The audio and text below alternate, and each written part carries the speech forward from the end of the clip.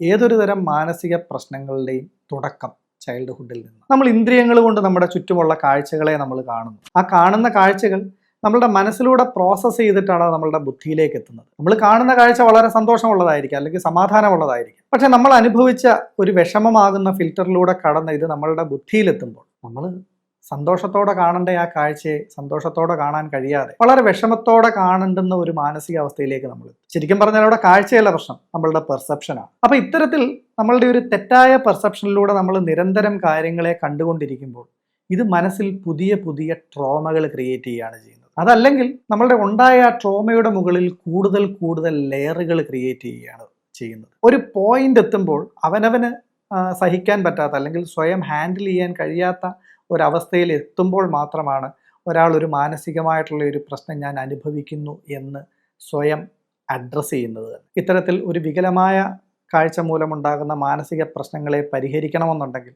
അതിന് നിദാന പരിവർജനമാണ് ചികിത്സ.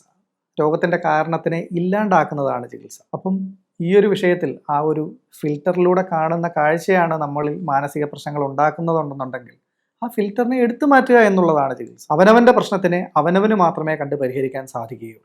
അപ്പം ഒരു വ്യക്തിയെ കൊണ്ട് അയാളുടെ ഉള്ളിലേക്ക് തന്നെ നോക്കിച്ച് അയാളുടെ മനസ്സിനാണ് ഈ വികാരങ്ങൾ ഫീൽ ചെയ്യുന്നതെന്നുള്ളൊരു ബോധ്യത്തോടു കൂടി, ഞാനല്ല എൻ്റെ മനസ്സ് എന്നുള്ളൊരു ബോധ്യത്തോടു കൂടി അവനവൻ്റെ ഉള്ളിലേക്ക് നോക്കി അവനവൻ്റെ മനസ്സിലൂടെ കടന്നു പോകുന്ന വികാരങ്ങളെ കണ്ടെത്തി മനസ്സിൽ നിന്ന് കുറച്ച് ദൂരെ മാറി നിന്ന് ഡിറ്റാച്ച്ഡ് ആയിട്ട് ചിന്തിച്ചാൽ മാത്രമേ ആ ഒരു പ്രശ്നത്തിനെ പരിഹരിക്കാൻ സാധിക്കുകയുള്ളൂ. അത്തരം പ്രശ്നങ്ങളെ പരിഹരിക്കാൻ അതുകൊണ്ട് തീർച്ചയായിട്ടും മെഡിറ്റേഷന് സാധിക്കും.